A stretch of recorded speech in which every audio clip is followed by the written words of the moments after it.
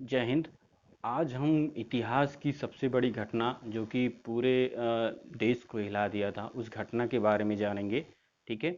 जलियांवाला बाग हत्याकांड, इसके बारे में आज हम जानेंगे। इससे पहले हमें कुछ ऐसे एक्ट के बारे में जान जाना है कि इससे पहले क्या क्या घटनाएं हुई थी कि जो जलियांवाले बाग के हत्याकांड का एक तरह से उद्भव कर दिया। ठीक है।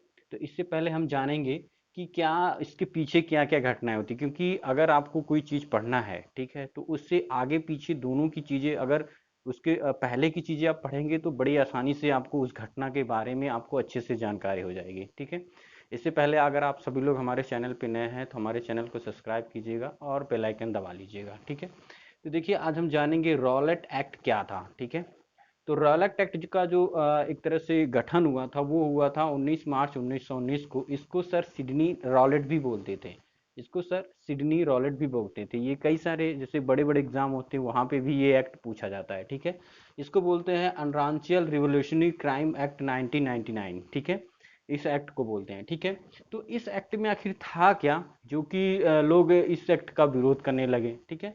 तो ये इसको हम काला कानून भी कहते थे, जो कि गांधी जी ने इसका नाम दिया। इसको नाम दिया था गांधी जी ने काला कानून। ठीक है। काला कानून, जिसमें क्या किया जाता था, बिना दलील, बिना वकील, बिना अपील। ये आप अगर आपके साथ कोई जुर्म हो रहा है या आपके साथ कोई ऐसी जो है घटनाएं हो रही हैं, तो आप उसकी ना ही आप कोई दलील कर सकते हैं किसी से, मतलब बहस कर सकते हैं, ना ही आप अपने बचाव के लिए कोई वकील रख सकते हैं, ना ही आप कहीं अपील कर सकते हैं। ठीक है। तो ये काला कानून नाम इसी वजह से दिया था कि बिना दलील, बिना वकील, अब बिना अपील। ठीक है। इस कानून का जो उद्देश्य था क्रांति का दमन। देखिए, कानून का जो उद्देश्य था क्रांति का दमन, जितनी भी क्रांतियां होती थी उस क्रांति का दमन करना इस कानून का एक उद्देश्य था। ठीक है।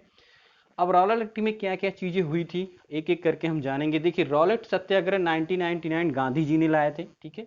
गांधी जी यहाँ पे अपना जो है अपनी विचारधाराओं को यहाँ पे प्रकट किया था। साथ में 19 मार्च, ये कब स्टार्ट हुआ था, 19 मार्च दिल्ली से हुआ था। ठीक है। स्वामी श्रद्धानंद जो ने एक उन्होंने आंदोलन करा था, कर मत दो। ठीक है। तो कर मत दो का जो नारा दिया था सरदार पटेल ने दिया था। ठीक है। ये अलग चीज है। सरदार पटेल इसी में दिए थे कर मत दो का नारा, जो था नो टैक्स विदाउट रिप्रेजेंटेशन। ठीक है। मतलब होता है प्रतिनिधि नहीं तो कर नहीं, मतलब अगर कोई प्रतिनिधि नहीं कर रहा है तो उसको हम कर नहीं देंगे। ये अमेरिका की क्रांति का नारा था। ठीक है। इसके बाद 8 अप्रैल गांधी जी गिरफ्तार हो गए। 8 अप्रैल जैसे आता है तो गांधी जी को गिरफ्तार कर लिया जाता है। ठीक है। तो उसी के बीच में एक सत्याग्रह स्टार्ट हो गया। सत्याग्रह का केंद्र जो था पंजाब, 9 अप्रैल 1919 को था, जिसमें सत्यपाल एवं सफीउद्दीन किचलू गिरफ्तार हो गए थे। ठीक है। तो ये सत्याग्रह का जो केंद्र था पंजाब में था। 9 अप्रैल, 8 अप्रैल को गांधी जी गिरफ्तार हो गए थे। ठीक है। 8 अप्रैल को गांधी जी गिरफ्तार होने के बाद सत्यपाल जो सत्याग्रह का केंद्र बना था वो पंजाब बना था 9 अप्रैल 1919 को। ठीक है। जिसमें सत्यपाल एवं सफीउद्दीन किचली गिरफ्तार हो गए थे। किचलू जो थे वो गिरफ्तार हो गए थे। ठीक है। अब यहीं से जो था चीजें स्टार्ट हो गई थी कि जलियांवाला बाग जो इतना बड़ा विस्तार रूप ले लिया। अब पूरे जो इंडिया में जितने भी लोग थे, इंडियन यानी भारतीय जितने थे, उनके मन में जो अंग्रेज थे उनके प्रति एक ऐसी विचारधारा को प्रकट किया जो कि आज हमारा देश आजाद हुआ है। ठीक है।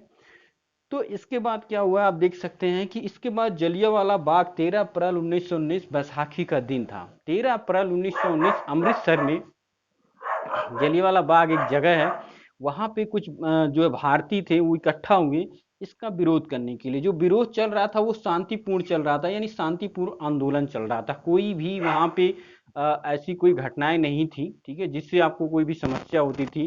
तो वहां पे ये जलियांवाला बाग 13 अप्रैल 1919 बैसाखी का दिन था और शांतिपूर्ण वो आंदोलन चल रहा था। लगभग 1000 से 2000 लोग वहां पे इकट्ठा हुए थे। ठीक है। अब ये चीजें क्या हुई थी, उस समय जो भारत का वायसराय था वो जेम्स फोर्ड था। उस समय जो भारत के वायसराय थे, जैसे भारत होती है एक, जैसे सेंट्रल में मोदी जी हैं, उसी तरह से हर राज्य के मुख्यमंत्री हैं अभी प्रेजेंट टाइम में। ठीक है।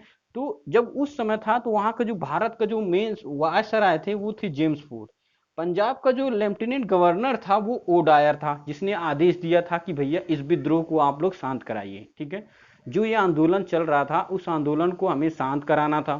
ठीक है। तो वहां पे पंजाब का जो लेफ्टिनेंट गवर्नर था ओ डायर, उसने आदेश दिया किसको, अमृतसर में ये घटनाएं हो रही थी तो अमृतसर का जो सेनापति था आर डायर था। ठीक है। ये कई बार कंफ्यूजन भी हो जाता है कि ओ डायर कौन था और आर डायर कौन था, ठीक है।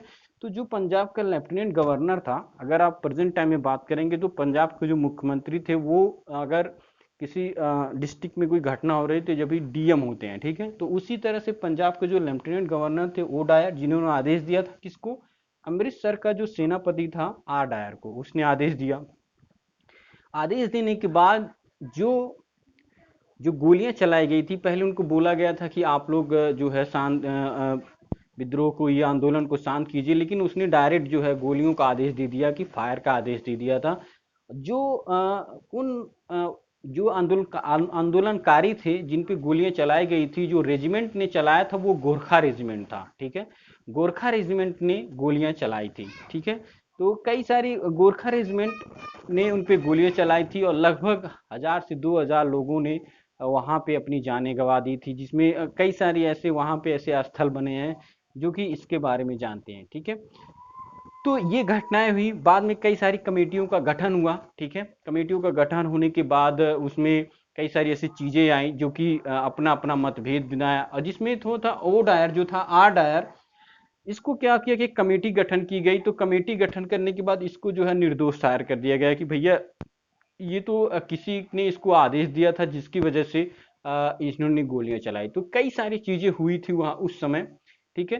तो ये थे आपकी कुछ ऐसी चीजें, महत्वपूर्ण चीजें जो जलियांवाला बाग हत्याकांड की चीजें थी, ठीक है।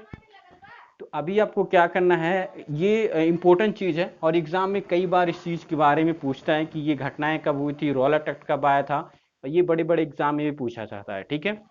तो जलियांवाला बाग के बारे में आपने इतनी सारी चीजें सीखी, ठीक है। और आप सभी को 15 अगस्त की हमारे चैनल की तरफ से 15 अगस्त की हार्दिक शुभकामनाएं, ठीक है। अगर आप हमारे चैनल पे नए हैं तो आज हमारे चैनल को आप लोग सब्सक्राइब कीजिएगा, साथ में आप हमारी वीडियो को लाइक कीजिएगा और शेयर भी कीजिएगा, ठीक है। ऐसी ही इतिहास की कई सारी ऐसी न्यू न्यू वीडियोस मैं आपके सामने प्रस्तुत करूंगा और आपको ऐसी जानकारी देता रहूंगा, ठीक है। तो आज के लिए बस इतना ही। जय हिंद।